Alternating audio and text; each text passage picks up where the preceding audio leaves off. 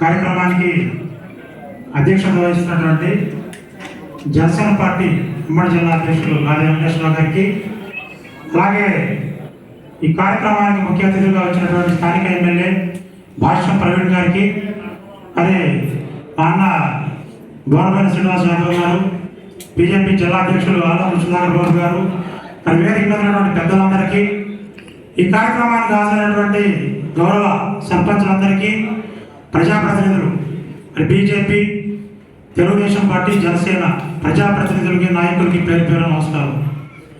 మరి నిజంగా భారతదేశ చరిత్రలో పంచాయతీరాజ్ శాఖ మంత్రిగా ఉంటే పంచాయతీ వ్యవస్థ నుంచి ఏ విధంగా వసూళ్లు చేద్దామని చూసే మంత్రులు చాలా మంది చూసాము.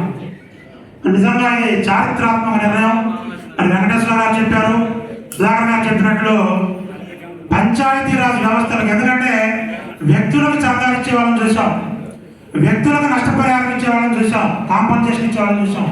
పంచాయతీరాజ్ వ్యవస్థలకి ఒక గ్రామ పంచాయతీ బతకాలి అని చెప్పి ఒక పంచాయతీకి ₹1,00,000 డైరెక్ట్గా మరి ప్రోత్సహించినటువంటి చరిత్ర పవన్ కళ్యాణ్ గారు. నిజంగా నేను వ్యక్తిగతంగా అభినందించలేకుండా ఉండలేకపోతా ఉన్నాను.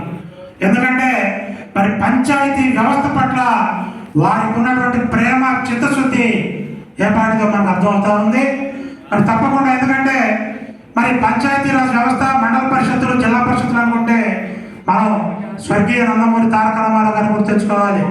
ఎందుకంటే ఆనాడు ఈ రాష్ట్రంలో పాలన అస్తవ్యస్తంగా ఉంటే మండల వ్యవస్థను ప్రవేశపెట్టి అధికార వికేంద్రీకరణ చేసినటువంటి ఎన్టీ రామారావు గారికి ఈరోజు మండల పరిషత్ అధ్యక్షునిగా, రాష్ట్ర ఎంపీపీ సంఘం అధ్యక్షుడిగా నేను కృతజ్ఞతలు తెలియజేస్తా ఉన్నాను. అలాగే మనకి 1992 సంవత్సరంలో 73వ రాజ్యాంగ సవరణ ద్వారా ఈ గ్రామ పంచాయతీలు, మండల పరిషత్తులు, జిల్లా పరిషత్తులు అనే 3 అంచెల పంచాయతీరాజ్ వ్యవస్థ రాజ్యాంగబద్ధంగా భారతదేశ వ్యాప్తంగా రూపొందించబడ్డది. అందులో భాగంగా మన రాష్ట్రంలో కూడా 1994 సంవత్సరంలో ఆంధ్రప్రదేశ్ పంచాయతీరాజ్ యాక్ట్ రూపొందించబడింది. మరి కానీ ఈరోజు రాష్ట్రంలో మరి ఈ 3 అంచెల పంచాయతీరాజ్ వ్యవస్థలో కూడా పంచాయతీ సర్పంచులు వాళ్ళ బాధలు వర్ణనాతీతం, నిధులు లేవు, విధులు లేవు. మండల పరిషత్తులు ఆఫీసుకు పోతే టీచే దిక్కులు లేదు. జిల్లా పరిషత్, మొన్న జరిగినటువంటి జిల్లా పరిషత్ చైర్మన్ గారు సాక్షాత్తు జిల్లా పరిషత్ సర్వసభ్య సమావేశంలో చెప్పారు, నేను జిల్లా పరిషత్ చైర్మన్ గా ఉండి కూడా ఉపయోగం లేదు, ఏం చేయలేకపోతున్నానని బాధపడేంత తీవ్రమైన పరిస్థితిలో ఈ రాష్ట్రంలో పంచాయతీరాజ్ వ్యవస్థ ఉంది. మరి ఈ పరిస్థితుల్లో మరి గౌరవ పంచాయతీరాజ్ మంత్రివర్యులు పవన్ కళ్యాణ్ గారి పైన గురుతర బాధ్యత ఉంది. ఎందుకంటే ఈ రాష్ట్రంలో పంచాయతీరాజ్ వ్యవస్థ కొట్టుమిట్టాడుతూ ఉంది కొనవైపుతో. ఎందుకంటే చాలా అధికారాలు ఉన్నాయి, వాస్తవంగా సర్పంచులకి చాలా అధికారం ఉన్నాయి. పంచాయతీరాజ్ యాక్ట్లో సుమారు 250 సెక్షన్లు ఉంటే 150 సెక్షన్లు పంచాయతీ, గ్రామ పంచాయతీ గురించి ఎక్స్ప్లెయిన్ చేశారు.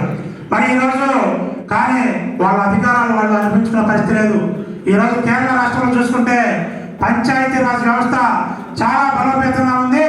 మరి పవన్ కళ్యాణ్ గారిని నేను కోరుకుంటా ఉన్నాను, ఎందుకంటే గతంలో గౌరవ ముఖ్యమంత్రి చంద్రబాబు నాయుడు గారు ముఖ్యమంత్రిగా ఉన్నప్పుడు కేవలం ₹3,000 ఉన్నటువంటి సర్పంచుల గౌరవ వేతనాన్ని 6,000కు పెంచారు చంద్రబాబు నాయుడు గారు.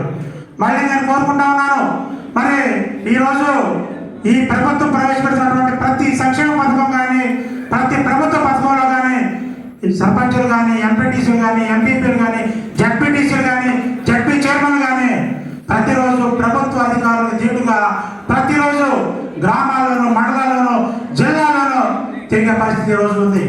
కానీ మరి కేవలం మరి గత ప్రభుత్వంలో వాలంటీర్ జీతం 6,000, పంచాయతీ సర్పంచ్ జీతం కూడా 6,000, చాలా 3,000 సర్పంచ్ 3,000 కదా, ₹3,000.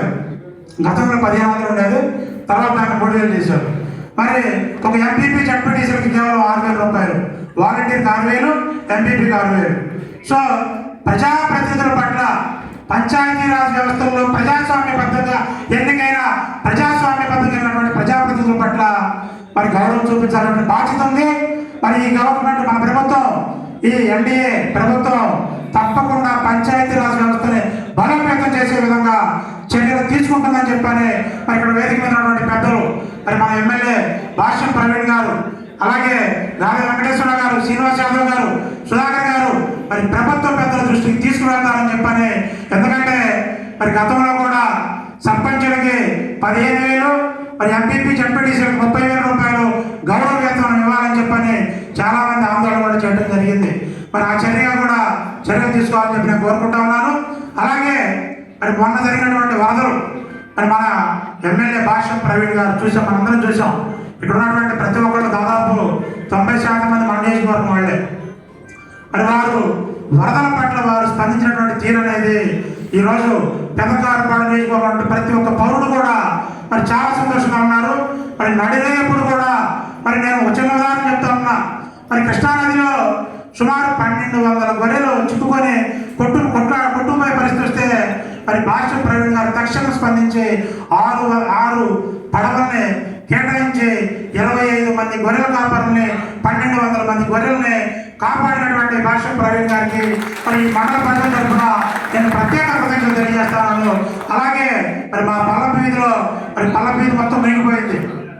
మరి ఆయన పడవేసుకొని మునిగిపోయిన ప్రాంతాలు మొత్తం సందర్శించి వరద బాధితులకి భోజనాలు ఏర్పాటు చేసినటువంటి తీరు మా ప్రాంత ప్రజలు చిరకాల మనసులో గుర్తుంచుకుంటారని చెప్పి కూడా మనస్ఫూర్తిగా తెలియజేస్తా ఉన్నాను. అలాగే మరి రాజా వెంకటేశ్వర గారికి, శ్రీనివాస్ యాదవ్ గారికి మరి ఒక చిన్న విన్నపం మాది. ఎందుకంటే ఈరోజు పంచాయతీరాజ్ శాఖ మంత్రిగా పవన్ కళ్యాణ్ గారు ఉన్నారు.